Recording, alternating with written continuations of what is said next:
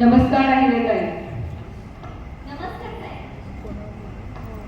तुम्ही तुमच्या बाळाला घेऊन विधान भवनात आपली कर्तव्य पार पाडायला आला. फारच कौतुकास्पद बाब आहे बरं का. धन्यवाद साहेब. पण एक विनंती होती. माझ्या सध्या अनेक माता आहेत ज्यांना नोकरी आणि मातृत्व दोन्ही सांभाळायचे आहे. पण सरकारी आणि सार्वजनिक दोन्ही ठिकाणी जर सुसज्ज असं हिरकणी कक्ष आणि बालसंगोपन कक्षाची उभारणी झाली तर खूप बरं होईल. तुमच्यासारख्या एका माता सार्वजनिक स्वच्छतागृहाचा वापर करावा लागला ही अतिशय निंदनीय बाब आहे. यावर नक्कीच काहीतरी धोरणात्मक बदल करण्याची गरज आहे. हो साहेब, स्तनपान हा लाजेचा विषय नाहीये, तो बाळाचा अधिकार आहे.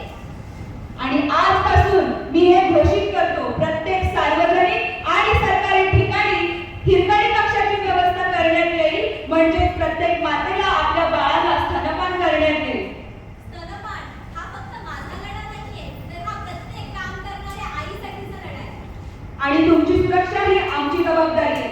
हिरकणी कक्ष प्रत्येक ठिकाणी. तरच महिला सक्षम आणि बाळ निरोगी. हिरकणी कक्ष प्रत्येक ठिकाणी. तरच महिला सक्षम आणि बाळ निरोगी. हिरकणी कक्ष प्रत्येक ठिकाणी. तरच महिला सक्षम आणि बाळ निरोगी.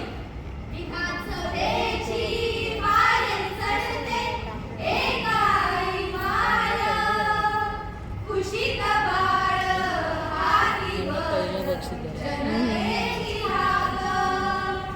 ममता आणि कर्तव्याची दोन्ही एक हाती.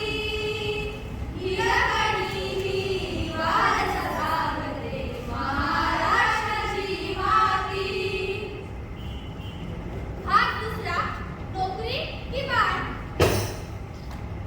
अगं प्रिया, कामाची सुट्टी तर संपली, मग आता कसं काय करशील? तर तेच टेन्शन आहे. मला कळतच नाही की माझ्या बाळाला आता दूध कसं पाजणार. मग काय तर पावडरचं दूध पाज ना. नाही गं, ते किती महाग आहे. अगं प्रिया, माझ्या वहिनीने बाळाला वेळेवर दूध न पाजल्यामुळे तिच्या दुधाच्या गाठी बांधल्या होत्या. काय मुलींनो, काय गडबड चालली आहे? माझी 6 महिन्याची मॅटर्निटी लीव्ह आत्ताच संपली आणि मला आता असा प्रश्न पडलाय की मी ऑफिसमध्ये माझ्या बाळाला दूध कसं पाजणार. हा तर अतिशय चिंतेचा विषय. चल आपण बॉसला विचारू. मॅडम काय कमेंट? काय मग आज काय विषय? मॅडम, हिची 6 महिन्याची मॅटर्निटी लीव्ह आता संपली आहे. आता तिला प्रश्न पडला आहे तिच्या बाळाला दूध कसं पाजायचं.